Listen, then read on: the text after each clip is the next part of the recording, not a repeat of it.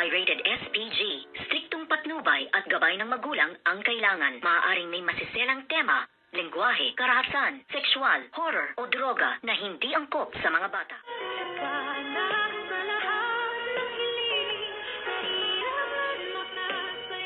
Good morning and welcome sa aking munting channel. Nagsimula na ngang habulin ng demonyitang si Moira ang susi nga sa liig ng manok para nga siya ay makalabas ng kulungan. At dito naman ay aliw na aliw, sobrang aliw itong ang si Miss Giselle Tanyag habang pinapanood niya sa TV ang ginagawa nga ni Moira, at halos napasasayaw pa nga sa tuwa. At nasabi pa nga dito ni Miss Giselle Tanyag na sana daw pala noon yun ang ginawa niya kay Moira. At sabi naman niya parang ginawa na rin niya kay Moira dahil nga magkapatid naman sila nitong ang si Morgana Go, na walang kaalam-alam itong si Miss Giselle Tanyag na yung kanyang pinaparusahan ngayon ay walang iba kung hindi ang demonyitang si Moira. At dito naman ay nagrereklamo na itong si Moira nang sabihin nga niyang pagod na siya at ginagawa na lang siyang hayop at baboy.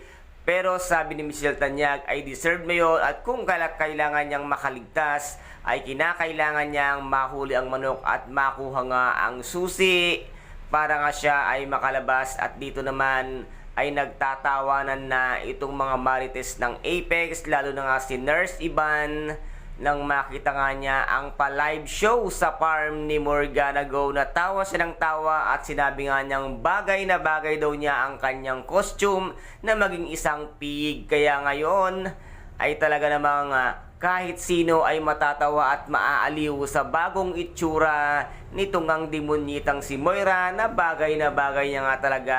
At nasabi pa ni Moira na once nga daw na siya ay makalabas at iisa-isahin silang hulihin at lilitsunin. Diyan pa nga lang, Moira, ay hindi ka na makalabas at hindi mo na alam ang iyong gagawin. Huwag mo nang isiping na ikay makakalabas pa, dahil hindi papayag ang isang Miss Giselle Tanyag na ikay makalabas ng basta-basta dyan nang walang mabigat na kaparusahan. Kaya deserve mo yan, at ngayon pagdusahan mo dahil nga sa sobrang kasamaan ng pag-uugali mo. Kaya guys, ito po ang ating pakaabangan dito nga sa Abot Kamay na Pangarap, na kung saan ay napaka-intense at kapanapanabik ang bawat eksena. At kung nagustuhan po ninyo ang aking videos for today, paki-subscribe na lamang po ng aking channel, paki-like and share para maging update kayo sa lahat ng gagawin kong videos.